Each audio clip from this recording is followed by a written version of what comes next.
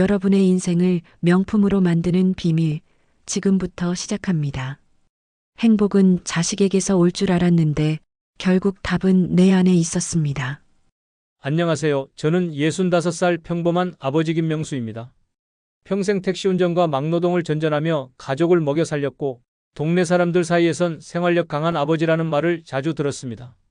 남들이 새벽에 잠을 설칠 때 저는 이미 작업복을 입고 길 위에 서 있었죠.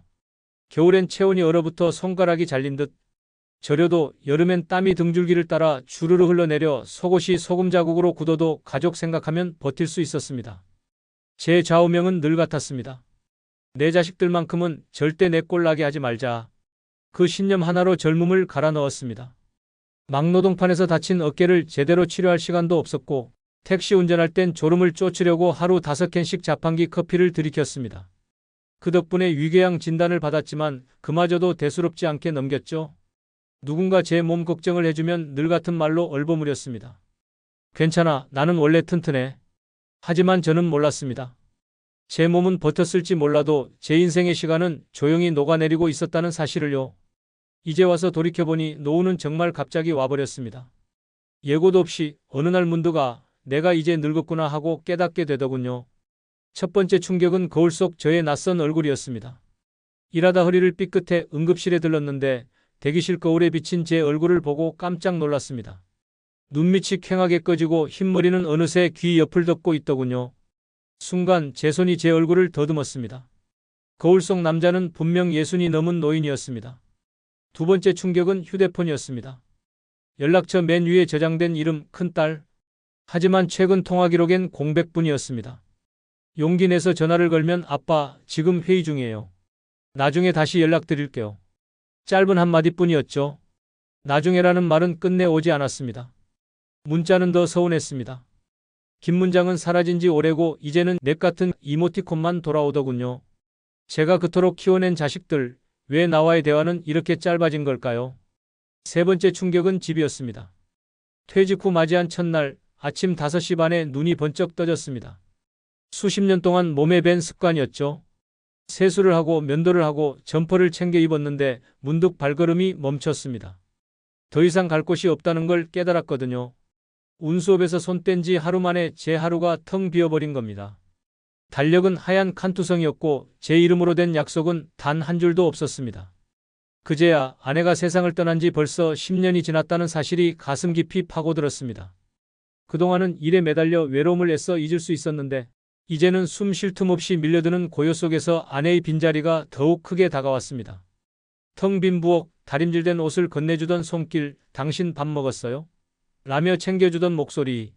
모두 사라진 자리에서 은퇴는 축복이 아니라 아내 없는 집안에 고스란히 가라앉은 끝없는 공허감이었습니다. 내가 뭘 잘못했지? 저는 수없이 제게 물었습니다. 평생 성실하게 살았고 법 어겨본 적 없고 가족만 바라보며 버텼습니다. 그런데 왜 내 곁엔 아무도 없을까요? 왜 노후를 준비한 건 자식 성공뿐이었을까요? 저는 이 질문 앞에서 무너졌습니다. 자식들은 제각기 가정을 꾸리고 떠났습니다. 큰아들은 캐나다로, 작은 딸은 일산으로. 저는 여전히 아내와 함께 살던 집에 혼자 살고 있지요. 명절이 되어도 전화 한 통조차 들리지 않는 날들이 이어졌습니다. 혼자 밥상을 차려놓고 앉아있으면 숟가락과 젓가락 부딪히는 소리가 집 안에 울려 퍼졌습니다. 그 울림이 제 가슴을 더 허전하게 만들었죠. 어느 날은 큰 마음을 먹고 딸에게 전화를 걸었습니다. 이번 주말에 잠깐 얼굴 볼 수 있겠냐? 그런데 돌아온 대답은 간단했습니다. 아빠, 이번 주엔 아이들 학원 스케줄이 꽉 찼어요. 다음에 봬요. 끊어진 통화음이 귓가에 오래 맴돌았습니다. 전화를 내려놓는 제 손이 너무 초라해 보였습니다. 순간 스쳤습니다. 내가 정말 자식들에게 짐이 된 걸까? 아직도 잊히지 않는 장면이 있습니다. 딸 민영이 집에 들렀을 때였죠. 거실 장식장 위를 무심히 둘러보다가 사진 액자에 눈길이 갔습니다. 예전에는 저와 아내, 아이들이 함께 찍은 가족 사진이 가장 잘 보이는 자리에 있었는데 이제는 구석으로 밀려나 있더군요. 대신 중앙에는 사위와 손주 사진이 크게 자리 잡고 있었습니다. 순간 머리가 멍해졌습니다. 나를 향한 관심은 이미 저 사진처럼 구석으로 밀려나 버렸구나. 그날 집에 돌아오며 버스 창문에 비친 제 얼굴이 유난히 낯설게만 느껴졌습니다. 회의 중 방해가 되는 존재, 생활에 방해가 되는 존재. 심장이 쿵 내려앉았습니다. 세상의 모든 소리가 들리지 않고 제 발걸음만 쓸쓸히 울리더군요. 저는 이제 묻고 싶습니다. 평생 자식을 위해 달려온 제 삶, 그 끝은 왜 이렇게 허무한 걸까요? 자식은 분명히 제 기쁨이자 자랑이었는데 왜 지금의 저는 혼자 남은 노인이 되었을까요? 그 답을 찾고 싶습니다. 자식에게만 매달리며 내 인생을 소모한 게 문제였던 걸까요? 아니면 결국 인생은 누구나 혼자가 될 수밖에 없는 걸까요? 은퇴 후에 저는 매일 같은 질문을 되뇌며 살아갑니다. 내 인생을 다 바쳐 키운 아이들, 그런데 왜 나는 이렇게 혼자가 된 걸까? 저는 혼자가 된 현실을 도무지 받아들이지 못했습니다. 은퇴한 뒤 처음 며칠은 이제 좀 쉬어야지라고 스스로를 위로했습니다. 하지만 시간이 길어질수록 마음이 이상하게 무너져 내렸습니다. 집안은 조용했고 냉장고 안에는 라면과 김치밖에 없었고 달력은 흰 칸만 가득했습니다. 전에는 매일의 목적지가 있었는데 이제는 하루를 어떻게 버텨야 할지가 문제였습니다. 그래서 저는 자식들에게 기대어 보려 했습니다. 전화를 걸면 그나마 마음이 놓을 것 같았거든요. 하지만 돌아오는 건 늘 비슷했습니다. 아버지, 지금 회의 중이에요. 나중에 연락드릴게요. 아빠, 애들 학원 데려다 줘야 해서 나중에 다시 전화 드릴게요. 그 나중에가 제 가슴을 후벼 팠습니다. 전화를 끊고 나면 한참 동안 멍하니 앉아있게 되더군요. 말 한마디 제대로 못 나누고 끊어진 통화음만 귓가에 맴돌았습니다. 외로움은 참 무섭습니다. 처음에는 잠시 기분을 달래려고 소주 한 병을 사왔습니다. 그런데 혼자 마시는 술은 유난히 빨리 줄어들었습니다. 어느새 빈병이 식탁에 2개, 3개 굴러다니기 시작했습니다. 오늘은 딱 한 잔만 해야지. 다짐은 늘 했지만 새벽녘이 되면 취기가 몸을 감싸고 눈앞은 흐려졌습니다. 담배도 다시 붙잡았습니다. 몇 년 전 끊었던 담배였습니다. 처음 불을 붙이는 순간 연기가 목구멍을 타고 폐 깊숙이 들어가자 눈물이 핑 돌았습니다. 억눌린 울음이 연기와 함께 터져 나오는 것 같았죠. 발코니에서 담배를 빨아들이며 허공에 흩어지는 연기를 보았습니다. 내 인생도 저렇게 흩어지고 있구나. 그렇게 생각하니 가슴이 쿵 내려앉았습니다. 몸은 거짓말을 하지 않았습니다. 어느 날 새벽 갑자기 가슴이 벌컥벌컥 뛰는 느낌이 들었습니다. 숨이 가빠와 벽을 짚고 주저앉았습니다. 그 순간 정말 죽는 줄 알았습니다. 가까스로 병원에 갔더니 의사는 진지한 얼굴로 말했습니다. 심장질환 초기 단계입니다. 지금부터 관리 안 하시면 위험합니다. 술, 담배 반드시 끊으셔야 해요. 순간 귀가 멍해지고 의사의 입술만 둥둥 떠다니는 것 같았습니다. 젊을 땐 나는 튼튼하다고 큰소리치며 살았는데 이제 제 몸도 저를 배신하기 시작한 겁니다. 진료실을 나서는 순간 병원 복도 창에 비친 제 모습이 초라하게 보였습니다. 건강이 무너지는 와중에도 저는 자식에게 조금이라도 다가가 보려 했습니다. 하지만 그때마다 벽을 느꼈습니다. 명절을 앞두고 작은 딸 민영에게 전화를 걸었습니다. 이번 추석에 내려오냐? 잠시 침묵이 흐른 뒤 대답했습니다. 아버지, 애들이 캠프 가야 해요. 맞추기 힘들어요. 그냥 아버지가 올라오시면 안 될까요? 그 말에 대꾸조차 못했습니다. 예전에는 손꼽아 기다리던 명절이었는데 예전엔 함께 모이는 날을 기다렸지만 이제는 제가 발걸음을 옮기지 않으면 가족조차 볼 수 없는 현실이더군요. 오라는 시기더군요. 전화를 끊고 나니 마음 한구석에 서운함이 밀려왔습니다. 집에 돌아와 현관에 들어섰는데 불 꺼진 거실이 마치 저를 조롱하는 듯 보였습니다. 한때는 가정을 지탱하는 기둥이었는데 이제는 아무도 기대지 않는 낡은 벽이 되어버린 기분이었습니다. 며칠 뒤 동네 주민 한 분이 돌아가셨습니다. 혼자 사시던 할아버지였는데 장례식장에 온 건 몇몇 이웃뿐이었습니다. 자식들은 외국에 있다며 끝내 오지 못했습니다. 영정사진 앞에 국화꽃이 금세 시들어가는 걸 보며 저는 섬뜩했습니다. 저게 내 미래일지도 모르겠다. 집에 돌아오는 길 가슴이 다시 벌렁거렸습니다. 의사가 했던 경고가 떠올랐습니다. 그런데 약을 챙겨 먹는 대신 저는 주머니 속 라이터를 꺼내 불을 켰습니다. 담배에 붙이지도 않고 그 불꽃만 한참 바라봤습니다. 희미하게 흔들리는 불길이 마치 제 생명 같았습니다. 금방 꺼질지도 모르는. 그날 이후로 저는 더 자주 스스로에게 물었습니다. 나는 평생 착하게 정직하게 살았는데 왜 이렇게 상처만 남았을까? 자식에게 모든 걸 바친 게 잘못이었을까? 아니면 인생이 원래 이런 걸까? 아무도 대답해 주지 않았습니다. 베란다에 서서 담배 연기를 내뿜으며 저는 결론 없는 질문만 되풀이했습니다. 그 연기와 함께 제 인생의 의미도 조금씩 흩어져 버리는 것 같았습니다. 그리고 마침내 하나의 진실만큼은 분명해졌습니다. 인생은 결국 혼자라는 것. 그 냉혹한 사실 앞에서 저는 깊은 허물을 마주할 수밖에 없었습니다. 삶이 끝장에 다다른 듯 보였던 어느 날이었습니다. 그날도 저는 동네 편의점 앞 의자에 앉아 담배를 피웠습니다. 뿌연 연기가 제 눈앞에서 맴돌다 사라지는데 갑자기 심장이 쿵 하고 내려앉는 느낌이 들었습니다. 지난번 병원에서 들은 의사의 경고가 떠올랐습니다. 심장질환 초기 단계입니다. 술, 담배 계속하시면 위험해요. 순간 두려움이 밀려왔습니다. 진짜 이대로 혼자 죽는 건가? 누가 내 시신을 발견해 줄까? 며칠이 지나서야 아파트 관리인이 신고하는 건 아닐까? 그 끔찍한 상상을 하자 등줄기에 식은땀이 흘렀습니다. 바로 그 다음 날 저는 무작정 집을 나섰습니다. 어딘가 사람 냄새가 나는 곳에 가고 싶었습니다. 발걸음이 멈춘 곳은 동네 복지관이었습니다. 평소에는 그냥 지나치기만 했던 곳이었는데 문 앞에서 시니어 프로그램 참여자 모집이라는 안내문이 제 눈길을 끌었습니다. 손이 절로 가서 유리문을 열었죠. 안에 들어서자 의외의 풍경이 펼쳐졌습니다. 비슷한 나이대의 사람들이 3-3-5 모여서 뭔가를 하고 있더군요. 어떤 이는 바둑판 앞에 앉아 있었고 또 다른 이는 색연필로 그림을 그리고 있었습니다. 구석에선 몇 명이 원형으로 둘러앉아 노래를 부르고 있었습니다. 합창단 연습이라고 적힌 종이가 붙어 있었죠. 처음에는 그냥 지나치려 했습니다. 그런데 그중 한 분이 제 팔을 툭 치며 말했습니다. 어르신 목소리 좋게 생기셨네. 같이 한번 불러보실래요? 저는 당황해 고개를 저었습니다. 아니, 나는 노래 잘 못해서. 하지만 그분이 웃으며 손을 잡아 끌었습니다. 노래 잘하는 게 중요한 게 아니에요. 같이 목청을 열어보는 게 중요하죠. 저도 모르게 자리에 앉게 됐습니다. 낯설고 어색한 공기 속에서 마주 앉은 사람들의 얼굴이 선명했습니다. 저처럼 주름진 얼굴들이었지만 왠지 행복해 보였습니다. 사회에서 밀려난 뒤 남겨진 사람들이라는 점에서 이상한 동질감을 느꼈습니다. 지휘자가 손을 들고 피아노 반주가 시작되었습니다. 노래 제목은 고향의 봄. 초등학교 시절 운동장에서 불렀던 그 노래였습니다. 처음엔 목소리가 나오지 않았습니다. 오랫동안 말을 제대로 내지 않은 목구멍이 막혀 있는 것 같았죠. 그런데 옆자리 할아버지가 크게 따라 부르는 소리에 용기를 얻어 저도 조심스럽게 입을 뗐습니다. 나의 살던 고향은. 그 순간 목구멍이 뻥 뚫리며 울음 섞인 목소리가 터져 나왔습니다. 몇 소절 부르지도 않았는데 눈물이 볼을 타고 흘렀습니다. 옆자리 사람들이 놀라며 등을 두드려 주었습니다. 괜찮아요. 다 그렇게 시작하는 거예요. 저는 고개를 끄덕였지만 눈물이 멈추질 않았습니다. 아마도 그 노래 속에 묻어있던 어린 시절, 가족과 함께했던 기억이 한꺼번에 몰려왔기 때문일 겁니다. 노래가 끝난 뒤 지휘자가 말했습니다. 잘하셨습니다. 노래에는 힘이 있어요. 잊었던 기억도 끌어올리고 굳은 마음도 풀어주죠. 저는 그 말에 깊이 고개를 끄덕였습니다. 정말 그랬습니다. 잊었던 열정이 다시 살아나는 기분이었습니다. 합창단 연습을 마치고 나가려는데 벽에 또 다른 안내문이 붙어 있었습니다.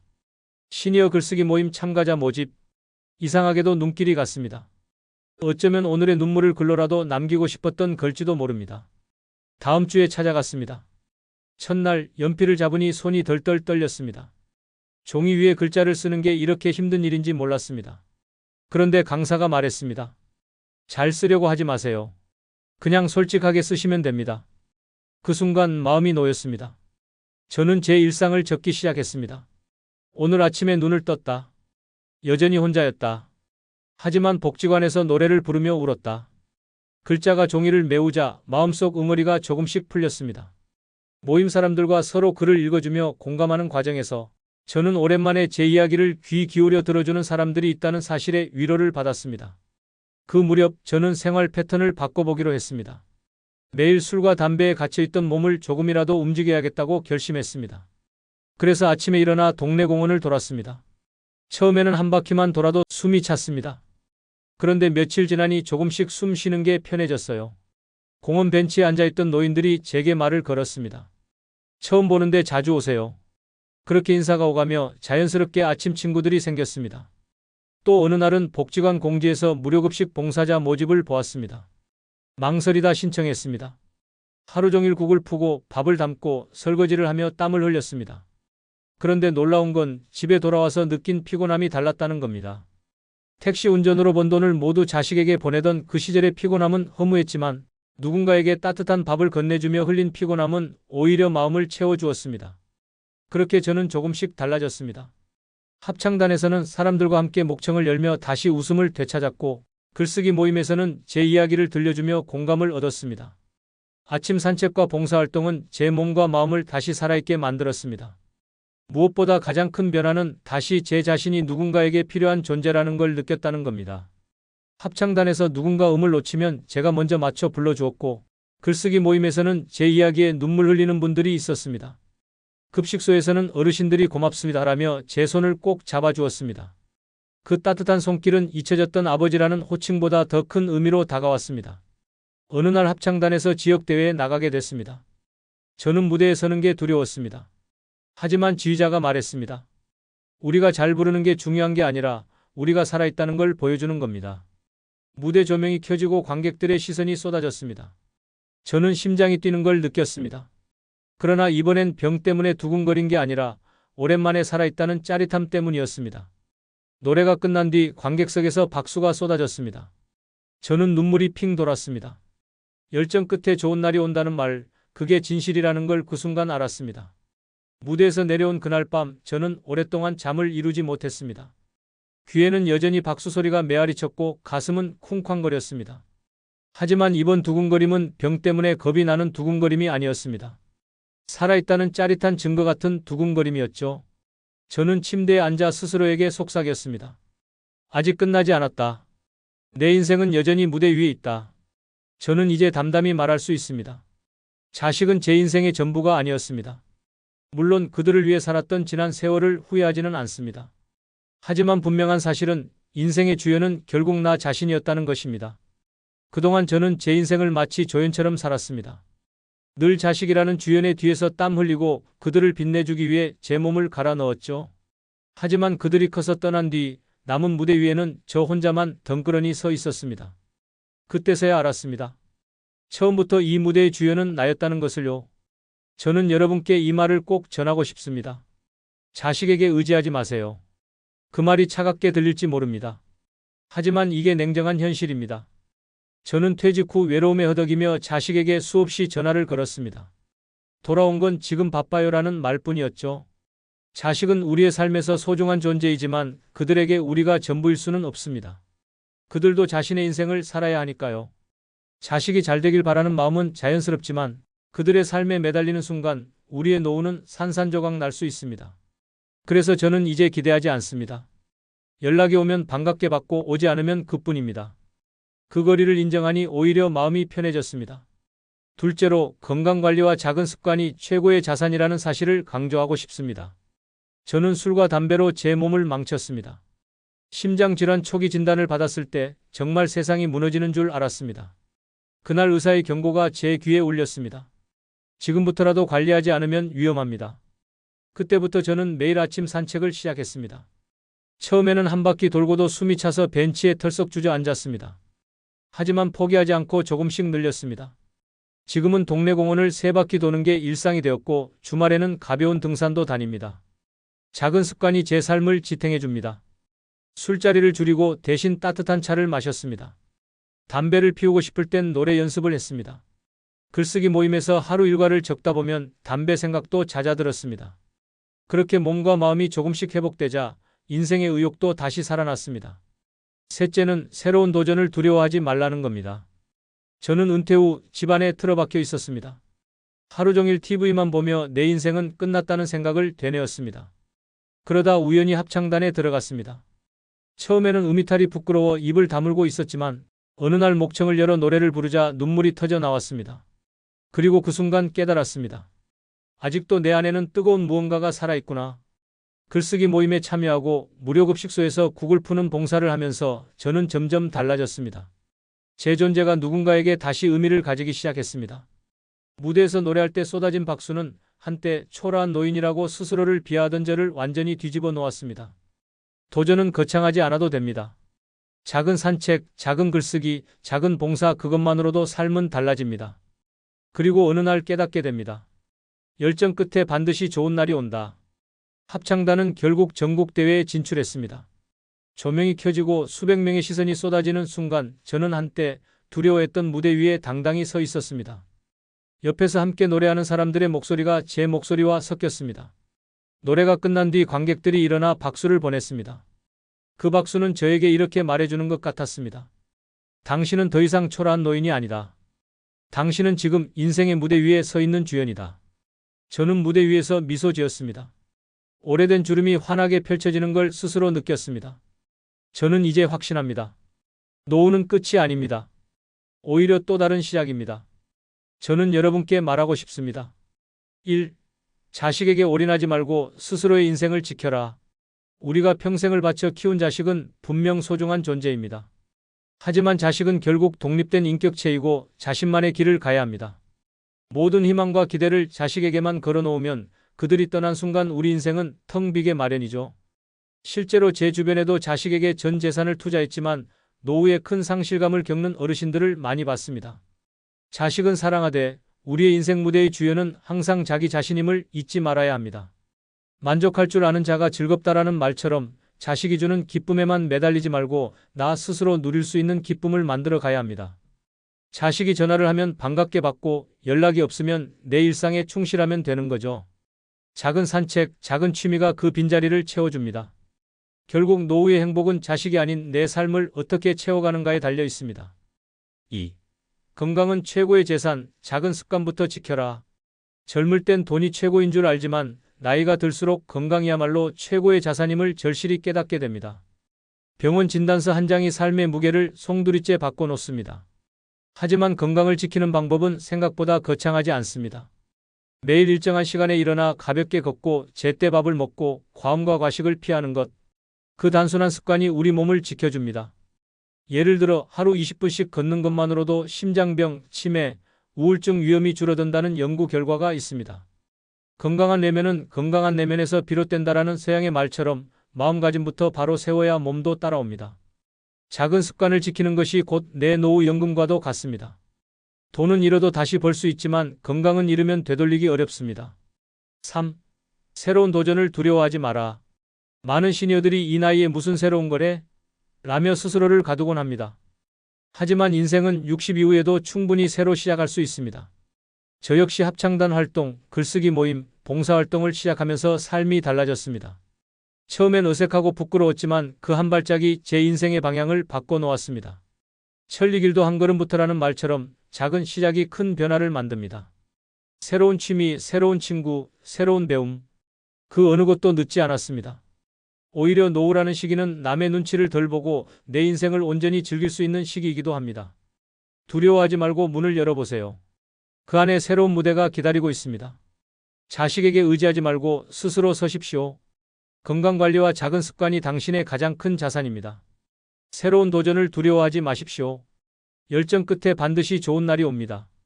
65세, 저는 더 이상 과거에 얽매이지 않습니다.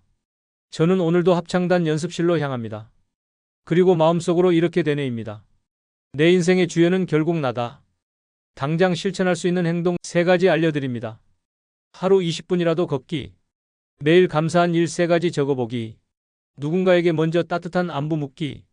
이 3가지만 해도 당신의 노후는 훨씬 건강하고 행복해집니다. 마지막으로 이렇게 말씀드리고 싶습니다. 이것도 인연인데 오늘 이야기가 도움이 되셨다면 구독과 좋아요로 이어가 주세요. 여러분의 남은 인생이 황금빛으로 물들길 진심으로 응원합니다.